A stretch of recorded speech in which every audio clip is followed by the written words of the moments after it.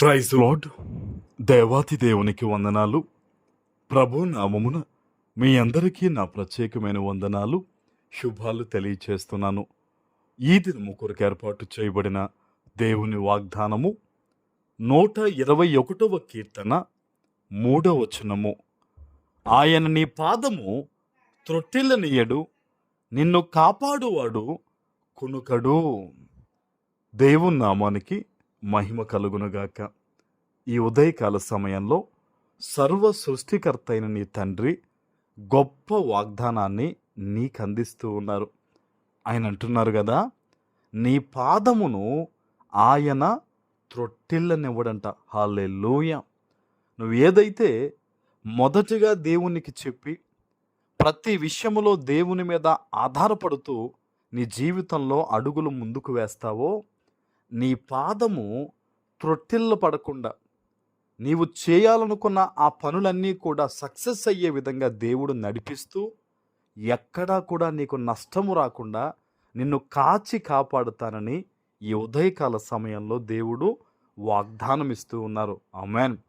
నువ్వు ఎప్పుడైతే దేవుని వాగ్దానాన్ని నమ్ముతావో, నువ్వెప్పుడైతే నీ జీవితంలో మొదట దేవునికి ప్రథమ స్థానం ఇస్తావో, దేవుడు అన్ని విషయాల్లో కూడా నిన్ను మొదటిగా పెడతాడాయన. హల్లెలూయా. ఈరోజు తన బిడ్డవైన నువ్వు దీవించబడాలని, అనేక మందికి దీవెనకరంగా ఉంటూ జీవితంలో ఉన్నతమైన స్థితిగతులకు ఎదగాలని దేవుడు ఆశపడుతూ ఉన్నారు. ఎందుకంటే ఆయన నిన్ను ఎంతగానో ప్రేమిస్తూ ఉన్నారు. అందునిమిత్తమే ఆయన అంటూ ఉన్నాడు, నీ పాదము త్రొట్టిల్లనివ్వను అని.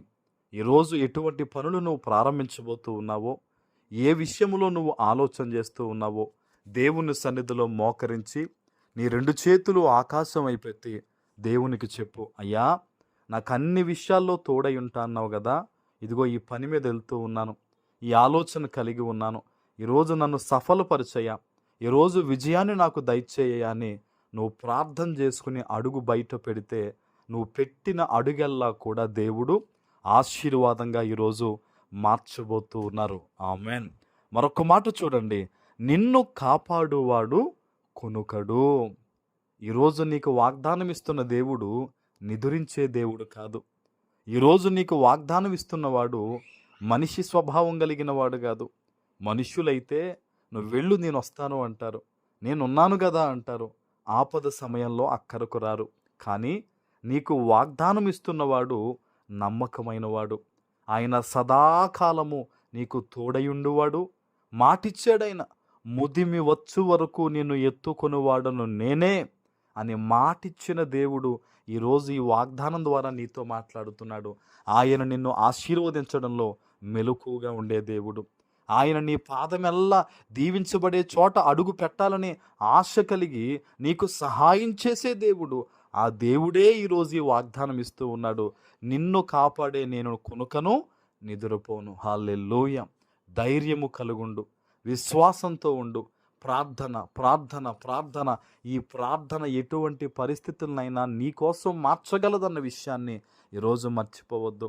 ఆయన నీ జీవితాన్ని ఎరిగినవాడు గనక, ఈరోజు నిన్ను చూచుచున్నవాడు గనక నీతో ఈ వాగ్దానం ద్వారా తండ్రి మాట్లాడుతూ ఉన్నాడు. నమ్మకముంచు.